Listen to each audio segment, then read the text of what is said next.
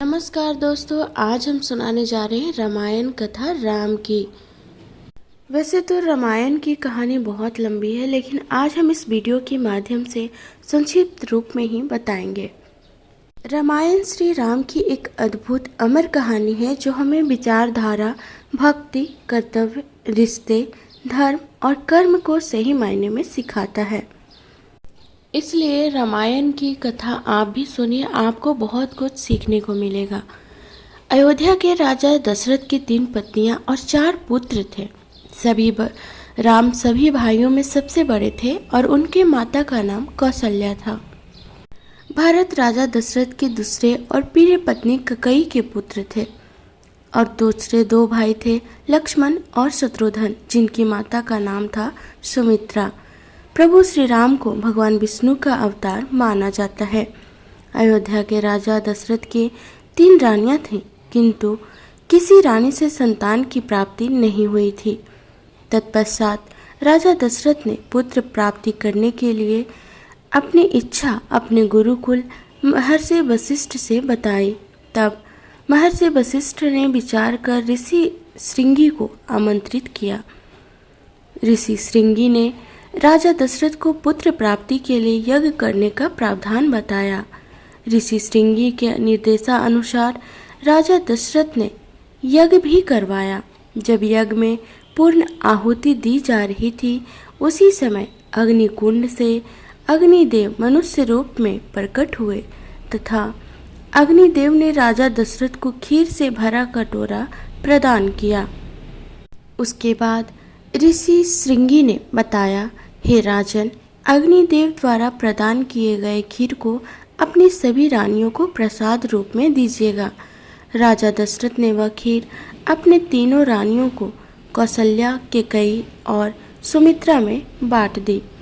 प्रसाद ग्रहण करने के पश्चात निश्चित अवधि में अर्थात चैत्र महीने में शुक्ल पक्ष की नवमी को राजा दशरथ के घर में माता कौशल्या के गर्भ से राम जी का जन्म हुआ तथा कैकेयी के गर्भ से भरत एवं सुमित्रा के गर्भ से लक्ष्मण तथा शत्रुघ्न का जन्म हुआ।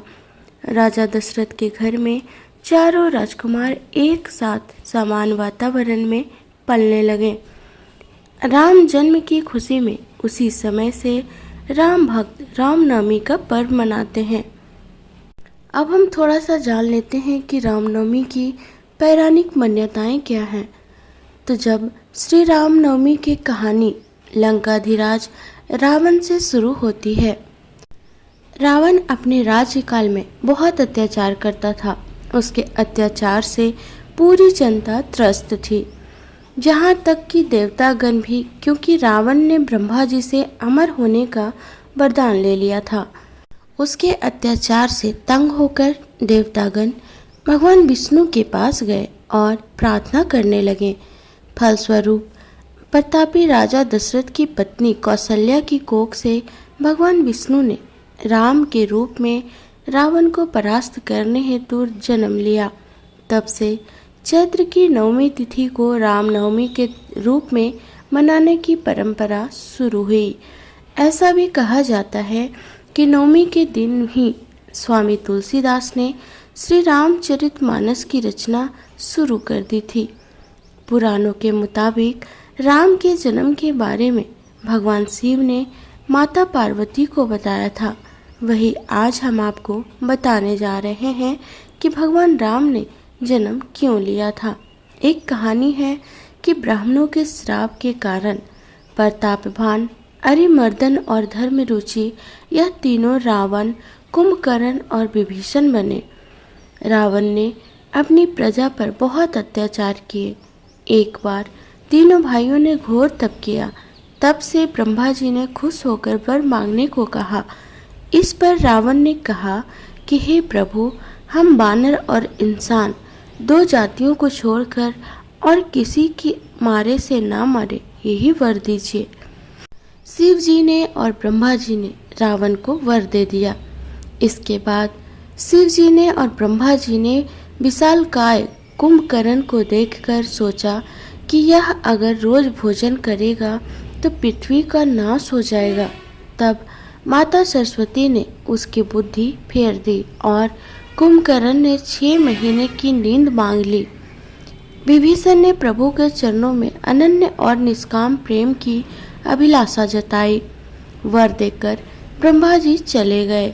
तुलसीदास जी ने लिखा है कि जब पृथ्वी पर रावण का अत्याचार बढ़ा और धर्म की हानि होने लगी, तब भगवान शिव कहते हैं कि राम जन्म के हेतु अनेका परम विचित्र एक ते एक का, जब जब होई धर्म की हानि, बाढ़हि असुर अधम अभिमानी, तब तब प्रभु धरी विविध शरीरा, सरहि कृपा निधि सज्जन पीरा।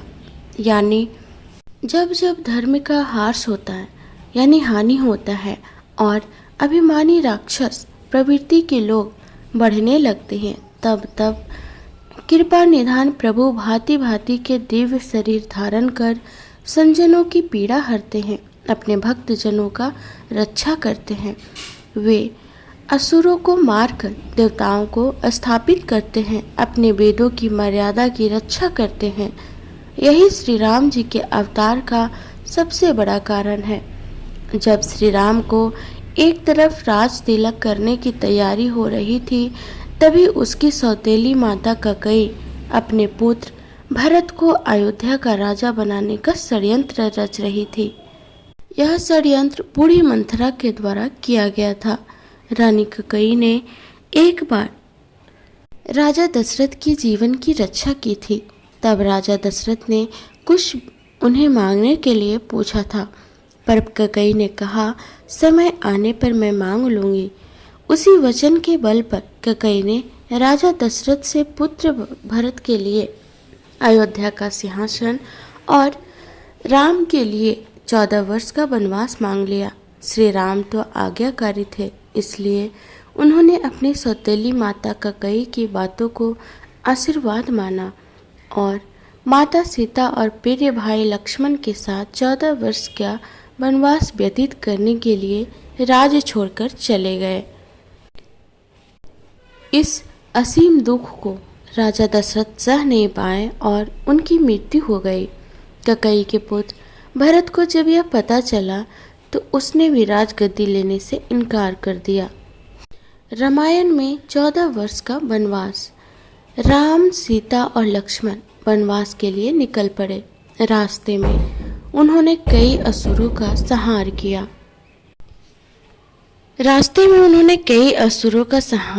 और कई पवित्र और अच्छे लोगों से भी मिले।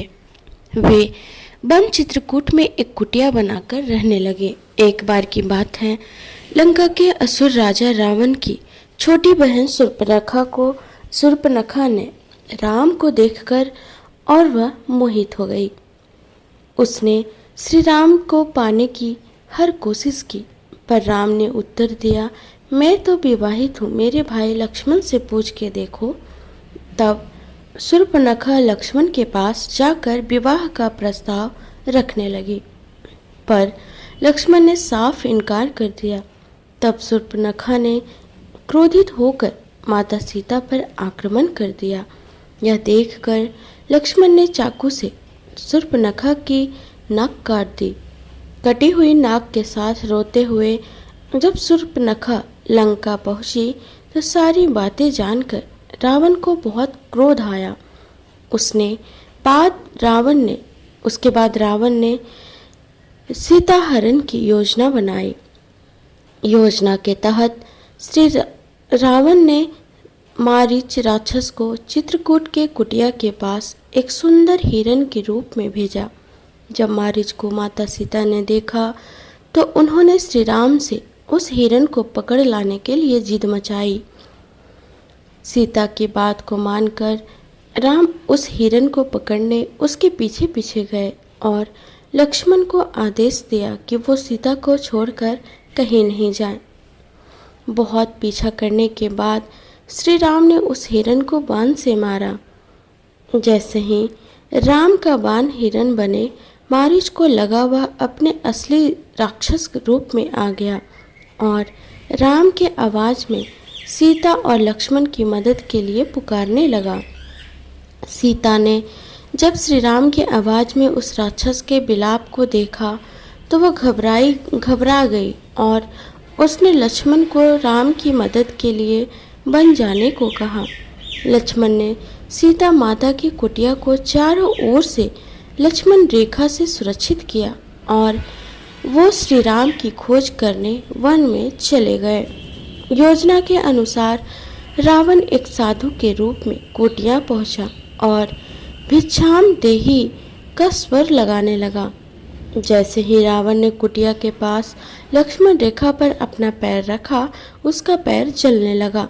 यह देखकर रावण ने माता सीता को बाहर आकर भोजन देने के लिए कहा। जैसे ही माता सीता लक्ष्मण रेखा से बाहर निकली, रावण ने पुष्पक विमान में उनका अपहरण कर लिया। जब श्री राम और लक्ष्मण को यह पता चला कि उसके साथ छल हुआ है, तो वो कुटिया की ओर भागे, पर वहां उन्हें कोई नहीं मिला। जब रावण सीता को पुष्पक विमान में लेकर जा रहा था, तब बूढ़े जटायु पक्षी ने रावण से सीता माता को छुड़ाने के लिए युद्ध किया, परंतु रावण ने जटायु का पंख काट डाला। जब श्री राम और लक्ष्मण सीता को ढूंढते हुए जा रहे थे, तो रास्ते में जटायु का शरीर पड़ा था और वो श्री राम राम विलाप कर रहा था। जब राम और लक्ष्मण ने उनसे सीता के विषय में पूछा, तो जटायु ने उन्हें बताया कि रावण माता सीता को उठा ले गया है, और यह बताते बताते उसकी मृत्यु हो जाती है। अब हम जानेंगे रामायण में राम और हनुमान का मिलन। हनुमान किष्किंधा के राजा सुग्रीव की वानर सेना के मंत्री थे। राम और हनुमान पहली बार ऋषिमुख पर्वत की पर मिले, जहां सुग्रीव और उनके साथी रहा करते थे। सुग्रीव के भाई बाली ने उससे उसका राज्य भी छीन लिया और उसकी पत्नी को भी बंदी बनाकर रखा था। जब सुग्रीव राम से मिले, वे दोनों भाई मित्र बन गए। जब रावण पुष्पक विमान में सीता माता को ले जा रहा था, तब माता सीता ने निशानी के लिए अपने अलंकार फेंक दिए थे, यानी अपने जो गहने थे उसे फेंक दिए थे। तो वे सुग्रीव की सेना के कुछ बानरों को मिला था। जब उन्होंने श्री राम को वो गहने दिखाए, अलंकार उसको बोलते हैं, तो श्री राम और लक्ष्मण के आंखों में आंसू आ गए। श्री राम ने बाली का वध करके सुग्रीव को किष्किंधा का राजा दोबारा बना दिया। सुग्रीव ने भी मित्रता निभाते हुए राम को वचन दिया कि वो और उनकी वानर सेना भी सीता माता को रावण के चंगुल से छुड़ाने के लिए पूरी जी जान लगा देंगे। उसके बाद हनुमान, सुग्रीव, जामवंत ने मिलकर सुग्रीव की वानर सेना का नेतृत्व किया और चारों दिशाओं में अपनी सेना को भेजा। सभी दिशाओं में ढूंढने के बाद भी कुछ न मिलने पर ज़्यादातर सेना वापस लौट आए। दक्षिण की तरफ हनुमान एक सेना लेकर गए, जिसका नेतृत्व अंगद कर रहे थे, यानी अंगद बाली का पुत्र था। जब वे दक्षिण के समुद्र तट पर पहुँचे, तो वो भी उदास होकर विंध्य पर्वत पर इसके विषय में बात कर रहे थे। वहीं कोने में एक बड़ा पक्षी बैठा था, जिसका नाम था संपाति। संपत्ति बानरों को देखकर बहुत खुश हो गया और भगवान का शुक्रिया करने लगा इतना सारा भोजन देने के लिए। जब सभी बानरों को पता चला कि वह उन्हें खाने की कोशिश करने वाला था, तो सभी उसकी घोर आलोचना करने लगे और महान पक्षी जटायु का नाम लेकर उसकी वीरता की कहानी सुनाने लगे। जैसे ही जटायु की मृत्यु की बात उसे पता चला, वह जोर जोर से विलाप करने लगा। उसने वानर सेना को बताया कि वो जटायु का भाई है, और यह भी बताया कि उसने और जटायु ने मिलकर स्वर्ग में जाकर इंद्र को भी युद्ध में हराया था। उसने यह भी बताया कि सूर्य की तेज किरणों से जटायु की रक्षा करते समय उसके सभी पंख भी जल गए और वह उस पर्वत पर गिर गया। संपाति ने बानरों से बताया कि वह बहुत ज़्यादा जगहों पर जा चुका है और उसने यह भी बताया कि लंका का असुर राजा रावण ने सीता को अपहरण कर लिया और उसी दक्षिणी समुद्र के दूसरी ओर उसका राज है। जाम्बवंत ने हनुमान की सभी शक्तियों को ध्यान दिलाते हुए कहा कि हे हनुमान, आप तो महाज्ञानी, बानरों के स्वामी और पवन पुत्र हैं।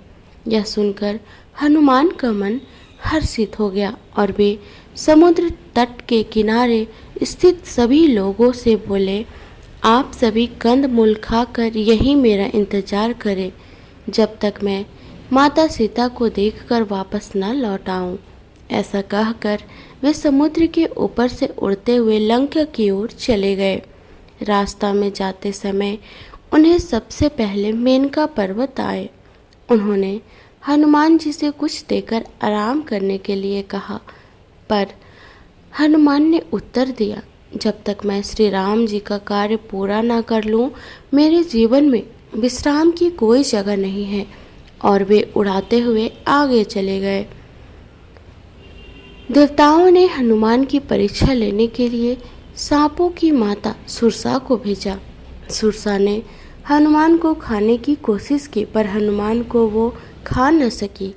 हनुमान उसके मुख में जाकर दोबारा निकल आए और आगे चले गए। समुद्र में एक छाया को पकड़कर खा लेने वाली राक्षसी रहती थी। उसने हनुमान को पकड़ लिया और हनुमान ने उसे भी मार दिया। समुद्र तट पर पहुंचने के बाद हनुमान एक पर्वत के ऊपर चढ़ गए और वहां से उन्होंने लंका की ओर देखा। लंका का राज उन्हें दिखा, जिसके सामने एक बड़ा द्वार था और पूरी लंका सोने का बना हुआ था। हनुमान ने एक छोटे मच्छर के आकार जितना रूप धारण किया और वो द्वार से अंदर जाने लगे। उसी द्वार पर लंकिनी नामक राक्षसी रहती थी। उसने हनुमान का रास्ता रोका तो हनुमान ने एक जोर का घुसा दिया तो नीचे जाकर गिरी। उसने डर के मारे हनुमान को हाथ जोड़ा और लंका के भीतर जाने दिया। हनुमान ने माता सीता को महल के हर जगह ढूंढा, पर वह उन्हें कहीं नहीं मिली। थोड़ी देर के बाद ढूंढने के बाद उन्हें एक ऐसा महल दिखाई दिया जिसमें एक छोटा सा मंदिर था, एक तुलसी का पौधा था। हनुमान जी को यह देखकर अचंभे में पड़ गए और उन्हें यह जानने की इच्छा हुई कि आखिर ऐसा कौन है जो इन असुरों के बीच श्री राम का भक्त है। यह जानने के लिए हनुमान ने एक ब्राह्मण का रूप धारण किया और उन्होंने पुकारा। विभीषण अपने महल से बाहर निकले और जब उन्होंने हनुमान को देखा तो वे बोले, हे महापुरुष, आपको देखकर मेरे मन में अत्यंत सुख मिल रहा है। क्या आप स्वयं श्री राम हैं? हनुमान ने पूछा, आप कौन हैं? विभीषण ने उत्तर दिया, मैं रावण का भाई विभीषण हूँ। यह सुनकर श्री हनुमान अपने असली रूप में आ गए और श्री रामचंद्र जी के विषय में सभी बातें उन्हें बताई। विभीषण ने निवेदन किया, हे पवन पुत्र, मुझे एक बार श्री राम से मिलवा दो। हनुमान ने उत्तर दिया, मैं श्री राम जी से जरूर मिलवा दूंगा, परंतु पहले मुझे यह बताएं कि मैं जानकी माता से कैसे मिल सकता हूँ। विभीषण ने हनुमान को बताया कि रावण ने सीता माता को अशोक वाटिका में कैद करके रखा है। यह जानने के बाद हनुमान जी ने एक छोटा सा रूप धारण किया और वह अशोक वाटिका जा पहुँचे। वहाँ पहुँचने के बाद उन्होंने देखा कि रावण अपने दासियों के साथ उसी समय अशोक वाटिका में पहुँचा और सीता माता को अपनी ओर देखने के लिए साम दाम दंड भेद का उपयोग किया, पर तभी सीता जी ने एक बार भी उसकी ओर नहीं देखा। रावण ने सभी राक्षसियों को सीता को डराने के लिए कहा, पर त्रिजटा नामक एक राक्षसी ने माता सीता को बहुत मदद की और देखभाल भी की और अन्य राक्षसियों को भी डराया, जिससे अन्य सभी राक्षसी भी सीता को देखभाल करने लगे। कुछ देर बाद हनुमान ने सीता जी के सामने श्री राम की अंगूठी डाल दी। श्री राम नाम से अंकित अंगूठी देखकर सीता माता के आंखों से खुशी के आंसू निकल पड़े। परंतु सीता माता को संदेह हुआ कि कहीं यह रावण की कोई चाल तो नहीं। तब सीता माता ने पुकारा कि कौन है जो यह अंगूठी लेकर आया है। उसके बाद श्री हनुमान जी प्रकट हुए, पर हनुमान जी को देखकर भी सीता माता को विश्वास नहीं हुआ। इसके बाद हनुमान जी ने मधुर वचनों के साथ श्री रामचंद्र के गुणों का वर्णन किया और बताया कि वो श्री राम जी के दूत हैं। सीता ने व्याकुल से पूछा, श्री राम जी का हाल चाल पूछा। श्री हनुमान जी ने उत्तर दिया, हे माते, श्री राम जी ठीक हैं और वे आपको बहुत याद करते हैं। वे बहुत जल्द ही आपको लेने आएंगे और शीघ्र में आपका संदेश मैं श्री राम जी के पास पहुंचा दूंगा। तभी हनुमान ने सीता माता से श्री राम जी को दिखाने के लिए चिन्ह मांगा, कोई निशानी मांगी। तो माता सीता ने हनुमान को अपने कंगन उतार कर दे दिए। हनुमान जी को बहुत भूख लग रहा था, तो अशोक वाटिका में लगे फलों को खाने लगे। फलों को खाने के साथ साथ हनुमान उन पेड़ों को तोड़ने लगे। तभी रावण के सैनिकों ने हनुमान पर प्रहार किया, पर हनुमान ने सबको मार डाला। जब रावण को इस बात का पता चला कि कोई बंदर अशोक वाटिका में उत्पात मचा रहा है, तो उसने अपने पुत्र अक्षय कुमार को भेजा हनुमान का वध करने के लिए। पर हनुमान जी ने उसे क्षण भर में ऊपर पहुंचा दिया। कुछ देर बाद जब रावण को अपने पुत्र की मृत्यु का पता चला, वह बहुत ज़्यादा क्रोधित हुआ। उसके बाद रावण ने अपने सबसे बड़े पुत्र मेघनाद को भेजा। हनुमान के साथ मेघनाद का बहुत ज़्यादा युद्ध हुआ, पर कुछ ना कर पाने के बाद मेघनाद ने ब्रह्मशस्त्र चला दिया। ब्रह्मशस्त्र का सम्मान करते हुए हनुमान स्वयं बंधक बन गए। हनुमान को रावण की सभा में लाया गया। रावण हनुमान को देखकर हंसा और फिर क्रोधित होकर उसे प्रश्न किया, रे वानर, तूने किस कारण अशोक वाटिका को तहस नहस कर दिया? तूने किस कारण से मेरे सैनिकों और पुत्र का वध कर दिया? क्या तुझे अपने प्राण जाने का डर नहीं है? यह सुनकर हनुमान ने कहा, हे रावण, जिसने महान शिव धनुष को पल भर में तोड़ डाला, जिसने खरदूषण, त्रिसरा और बाली को मार गिराया, जिसकी प्रिय पत्नी का तुमने अपहरण किया, मैं उन्हीं का दूत हूँ। मुझे भूख लग रहा था, इसलिए मैंने फल खाए और तुम्हारे राक्षसों ने मुझे खाने नहीं दिया, तो मैंने इसलिए उन्हें मार डाला। अभी भी समय है, सीता माता को श्री राम को सौंप दो और क्षमा मांग लो। रावण हनुमान की बात सुनकर हंसने लगा और बोला, रे दुष्ट, तेरी मृत्यु तेरे सिर पर है। ऐसा कहकर रावण ने अपने मंत्रियों को हनुमान को मार डालने का आदेश दिया।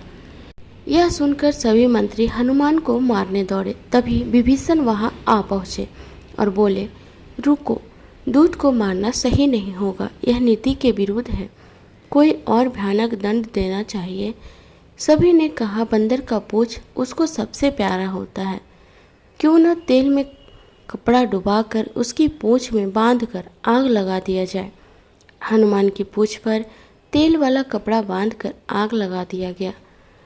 जैसे ही पूंछ में आग लगी, हनुमान जी बंधन मुक्त होकर एक छत से दूसरे में कूदते गए और पूरी सोने की लंका में आग लगा के समुद्र की ओर चले गए और वहां अपनी पूंछ पर लगी आग को बुझा दिया।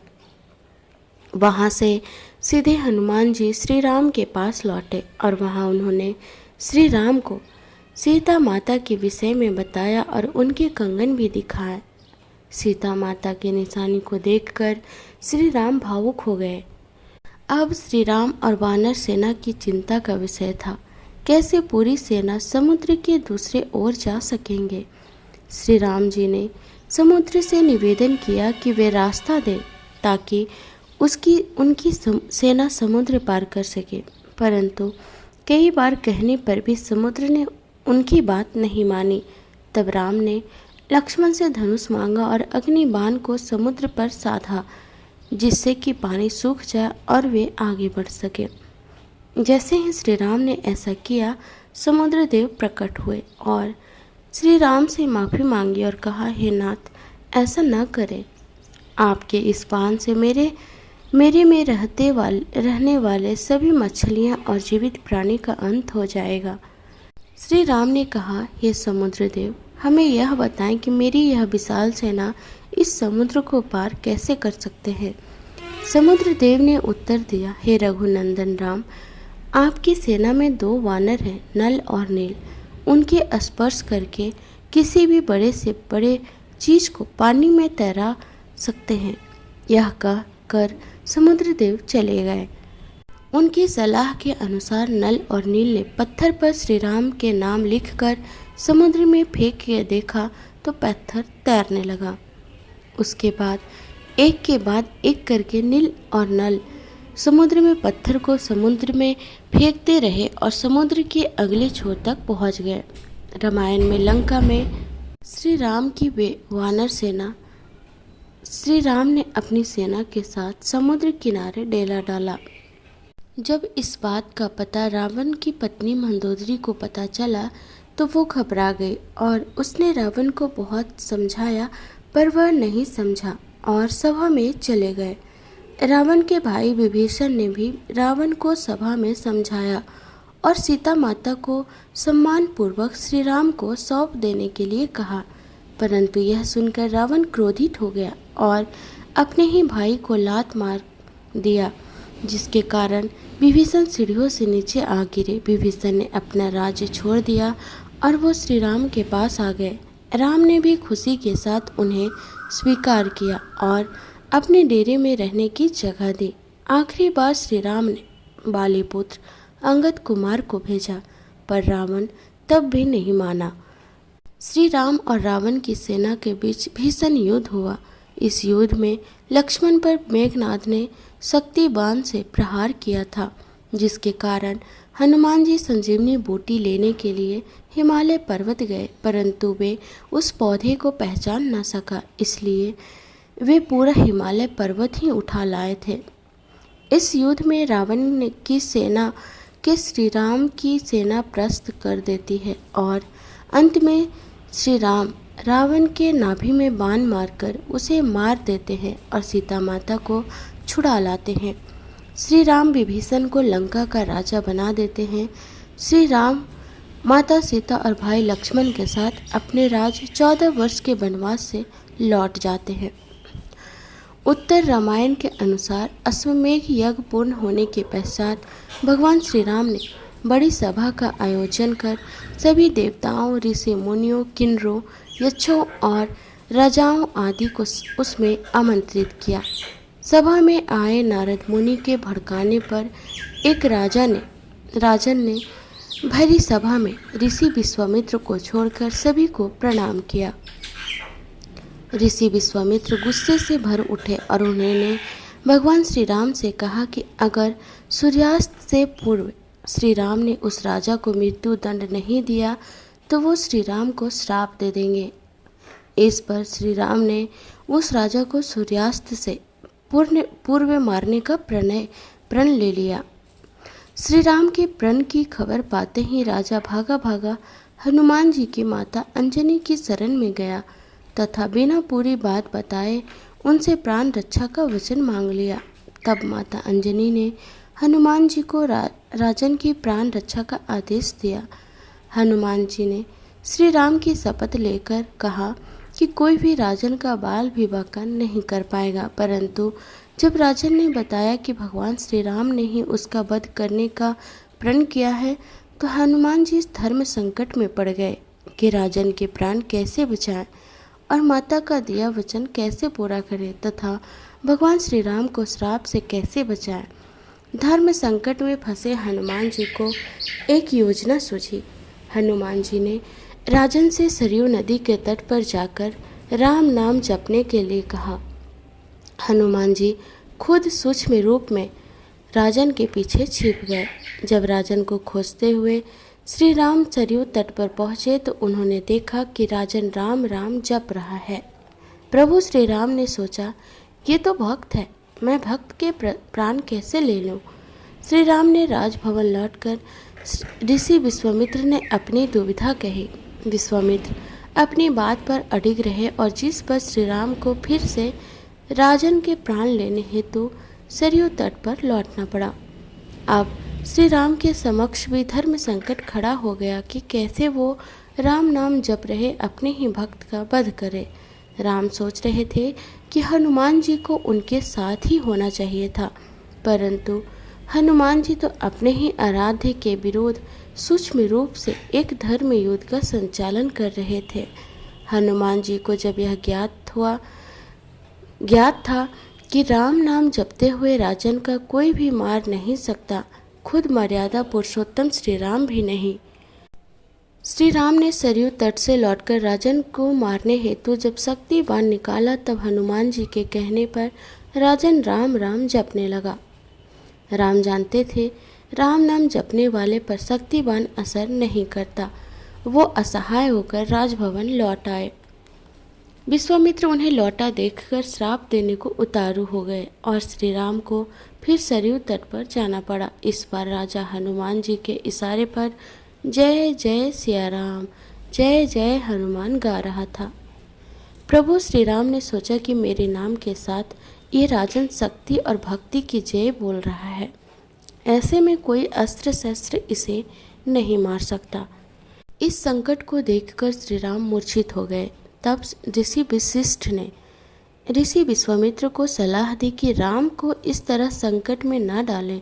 उन्होंने कहा कि श्री राम चाह कर भी राम नाम जपने वालों को नहीं मार सकते, क्योंकि वो बल राम के नाम में है और खुद राम में नहीं।